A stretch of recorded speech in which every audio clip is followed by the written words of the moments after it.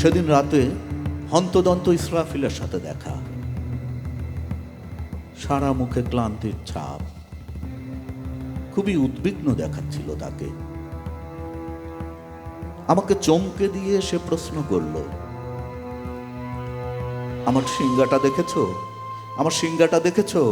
দুজন মহাশূন্যচারী মানুষ ওটা চুরি করে এনেছে। আমি বিহ্বল প্রায়, প্রশ্ন করলাম, তাহলে কিয়ামত ঘটাবে মানুষ, তুমি নও? নিরুত্তর সে অধোমুখে চলে গেল। প্রমাদ গুনলাম, কৌতূহল প্রিয় মানুষ না জানি কখন ফোঁ দেয় সিংহায়।